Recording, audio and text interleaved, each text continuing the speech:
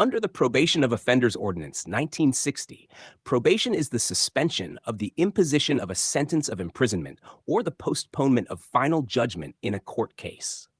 It is a judicial warning given to an offender for non-serious offenses for the opportunity to reform him or herself and commit no more offenses, as well as be subject to additional conditions which may be imposed by the court and under the supervision and guidance of a probation officer.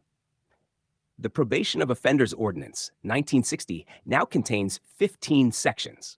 According to Section 3, the following courts are empowered to exercise the power under the said ordinance: 1.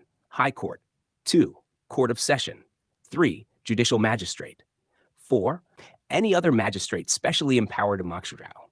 Before making an order for conditional discharge, the court shall explain to the offender in ordinary language that if he commits any offense or does not remain of good behavior during the period of conditional discharge, he will be liable to be sentenced for the original offense. Conditions of probation. 1. Probation is granted by courts during the trial stage before conviction. 2. It is given to offenders involved in minor offenses. 3. Probation is granted to first-time offenders. 4. It is granted after the submission of the Social Investigation Report, SIR, of the probation officer. 5. During the probation period, the probationer remains under the supervision of the probation officer appointed. 6. The probation is granted for a specified time.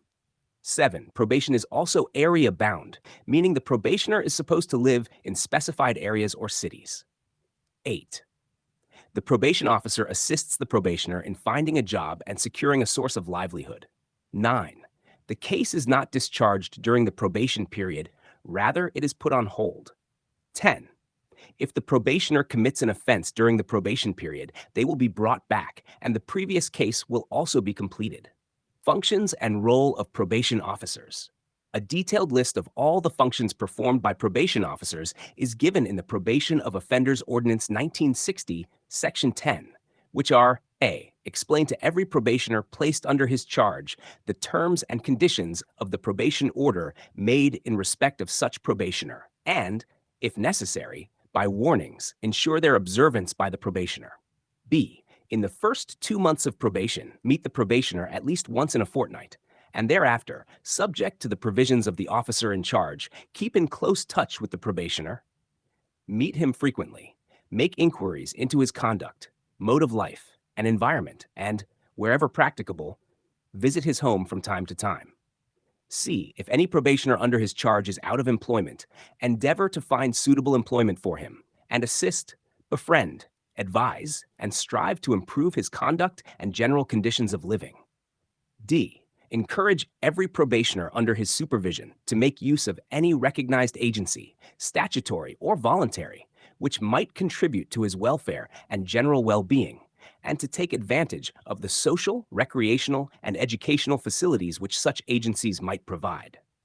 E. Where a probationer under his supervision, who has executed a bond with sureties under Section 5, is found to have committed any breach of the terms of his bond, or to have otherwise misconducted himself, bring such breach or misconduct to the notice of his sureties.